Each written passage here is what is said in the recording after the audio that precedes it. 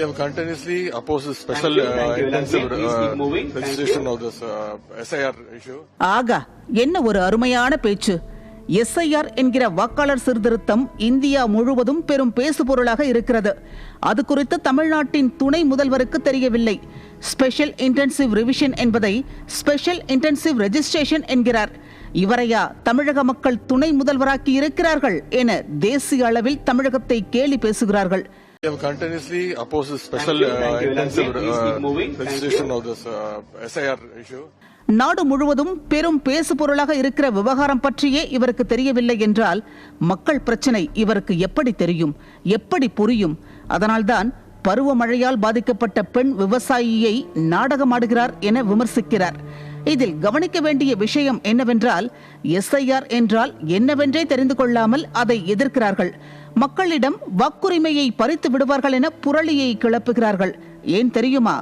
அரசு வேலையை 25 லட்சம் முதல் 35 லட்சம் வரை லஞ்சத்தை பெற்றுக்கொண்டு வியாபாரம் செய்திருக்கிறது திராவிட மாடல் கூட்டம். அமலாக்கத்துறையிடம் நேரு என்கிற சார் ஆதாரங்களுடன் சிக்கிவிட்டார் என்கிறார்கள் விவரமறிந்தவர்கள். நேரு என்கிற சாரை காப்பாற்ற ஸ்டாலின் என்கிற சார் தேர்தல் ஆணையம் செய்யும் சார் என்கிற பணியை குறை சொல்லி மக்களை திசை திருப்பிக் கொண்டிருக்கிறார். சரி, சார் என்றால் என்னவென்றே தெரியாத வாரிசு அரசியல்வாதி உதயநிதி சாருக்கும் இந்த சார்கள் எல்லாம் சார் குறித்து பரப்பும் புரளியால் குழப்பத்தில் இருக்கும் வாக்காளர் பெருமக்களுக்கும் தேர்தல் ஆணையம் நடத்தும் ஸ்பெஷல் இன்டென்சிவ் ரிவிஷன் குறித்து தெளிவாக சொல்லுவோம். ஸ்பெஷல் இன்டென்சிவ் ரிவிஷன், அதாவது தீவிர வாக்காளர் பட்டியல் திருத்தம் என்பது 10 ஆண்டுகளுக்கு ஒரு முறை நடக்கிறது. ஏற்கனவே 7-8 முறை நடந்துள்ளது. கடைசியாக 2004ஆம் ஆண்டு நடந்திருக்கிறது. வாக்காளர் பட்டியலில் இருக்கும் இறந்தவர்களின் பெயர்களையும் 2 இடங்களில் வாக்காளர் அடையாள அட்டை வைத்திருப்பவர்களின் பெயர்களையும் நீக்குவதற்காகவும் புதிதாக வாக்காளர்களை சேர்ப்பதற்காகவும் இந்த பணி நடக்கிறது. இந்த பணியை செய்ய போவது தமிழக அரசில் பணியில் இருக்கும் அதிகாரிகள்தான். வேறெங்கோ இருந்து அதிகாரிகள் வரப்போவதில்லை.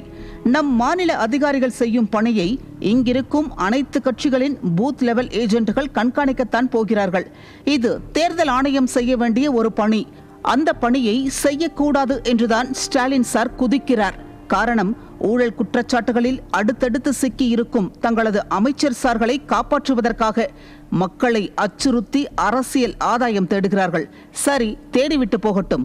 நமக்கிருக்கும் ஒரே வருத்தம், இந்த பணிக்கு பெயர் ஸ்பெஷல் இன்டென்சிவ் ரிவிஷன் என்பதுதான், ஸ்பெஷல் இன்டென்சிவ் ரெஜிஸ்ட்ரேஷன் இல்லை என்பதை யாராவது துணை முதல்வர் உதயநிதி சாருக்கு புரிய வைக்க வேண்டும்.